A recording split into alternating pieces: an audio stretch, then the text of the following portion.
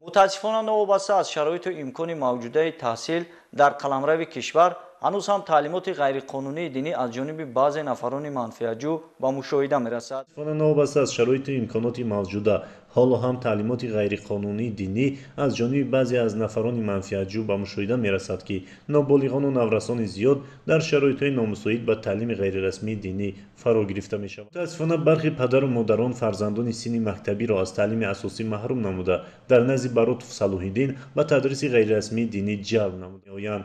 گفتم به مورد است که در این سن سال میباید این طفلکان در کنار والدین و با مهر و محبت آنها به وای رسند، ولی این نورسانی که در نوار میبینید از پدر و مادر زنده جدا مانده از مهر والدین بی‌نصیبند. بله یک گپ آخر میزنم. لعنت الله به او شخصی، لعنت الله به او شخص. شما آمین بگویید. لعنت الله به او شخصی که درس‌ها و مراکز قرآن بسته میکنه با شیطانی خود، با دسیسه های خود، با برنامه های ابلیسی و شیطانی خود درس قرآن بند میکنه. او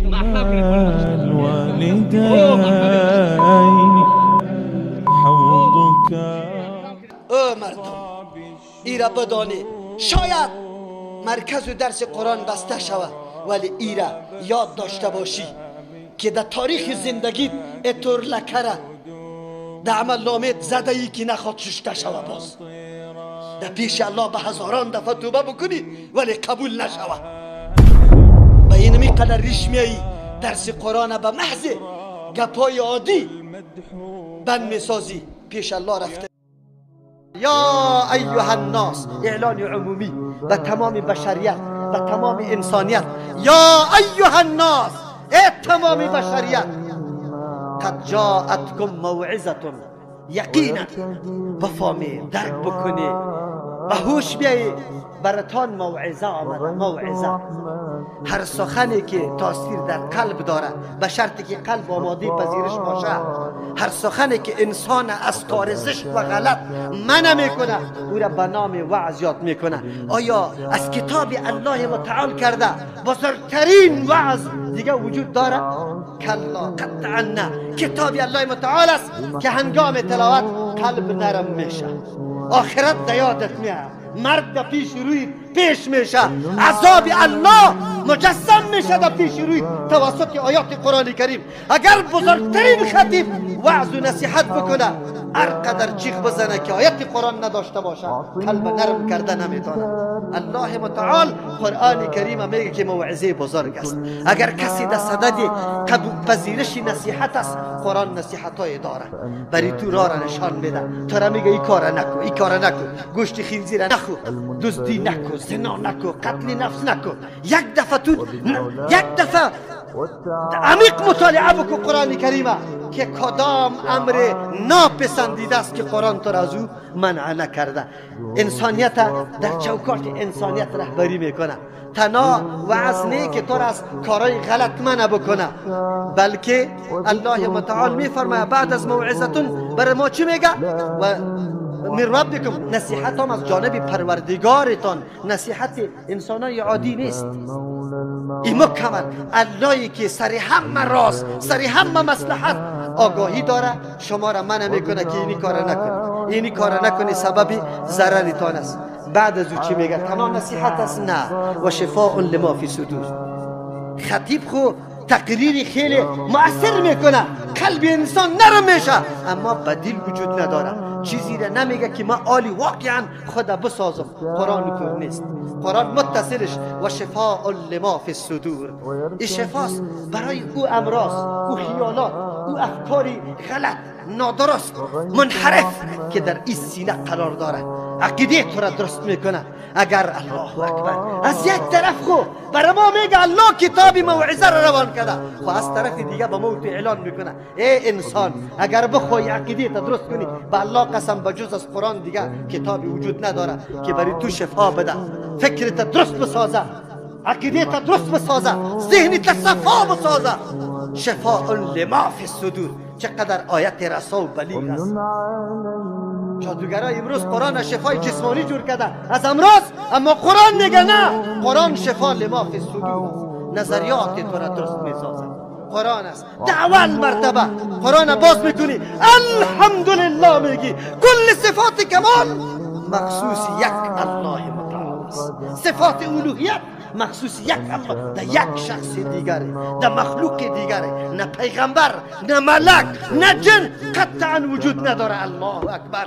ذاتی که صفات کمال داره مستحق عبادت و پرستش تنها و تنها همون ذات است. از این خاطر بعد از تو که میرسی ایاک نعبدو رو اعلان میکنی. وای کاش که ملت معنای سوره فاتحه را درست میفهمیدن که قرآن چطور عقیده درست میسازه.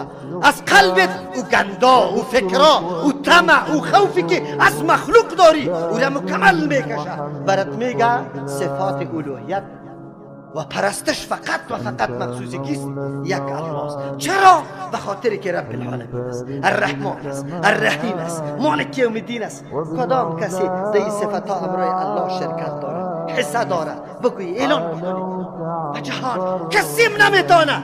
الله اکبر. قرآن امی گپا را برای ما میگه. الله متعالی قرآن برای ما شفا ما فی صدور گفته. بعد از او چی میگه؟ وحودن. اگر کسی در صدد هدایت است، میخواه رای صفا و مستقیم پیدا کنه، بی غبار، جور جنجال نداشته باشه، شک و شبه، آدم متردد نشوه، رای کتاب الله را محکم بگی. در رای کتاب الله برو. چرا که الله برش گفته هدن برنامه مکمل هدایت است. اگر تو میخوای رای حق پیدا بکنی تشریح میکنم ان شاء الله. بعد از او چی میگه؟ و رحمتا، سبب و ذریعه رحمت است. اگر کسی میخواه که ما همیشه مالا مال به رحمت الله متعال باشم، در حفظ و رعایت الله متعال باشم، چقدر قدمای مرحله های را قرآن برای ما ترسیم میکرد. شما میفهمید قدم به قدم. اول برای قرآن کریم گوش بگی که موعظه است، که گوش گرفتی عقایدت درست میکنه، این گندا انحرافات از قلبت میکشه. باز میفهمی که آلی دیگر رای راست پیدا میکنی. در بین مردم همین تو روشن روان هستی. انحرافات، رواج ها، بدعت ها، شرک، این نعوذ بالله افکاری بوسیده تو را قطعا منحرف ساختن نمیتونه. چرا؟ نور الله همراهت است. تو اولای روان هستی که الله متعال توسط قرآن برات انتخاب کرده. حالی که تو روان شدی، حالی دیگه خود به خود رحمت الله میاد و رحمت است.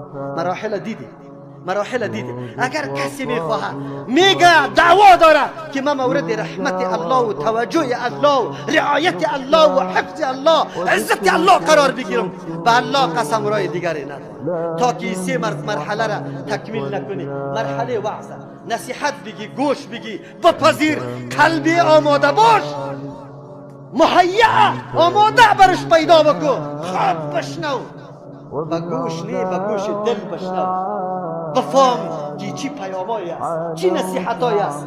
بعد از اونمو گندایی که در سینیت است تضاد با کتاب الله داره، مخالفت با کتاب الله داره، دور بنداز. اینجا میگی یا که نعبدو، اما اونجا نظر به نام بی میکنی. اینجا میگی یا که نعبدو، اما اونجا میری طواف در روزه مزعومی سخی میکنی. اینجا میگی یا که نعبدو، لیکن آواز با پیران پیر و سخی و علی و فاطمه میدی. عجیب است.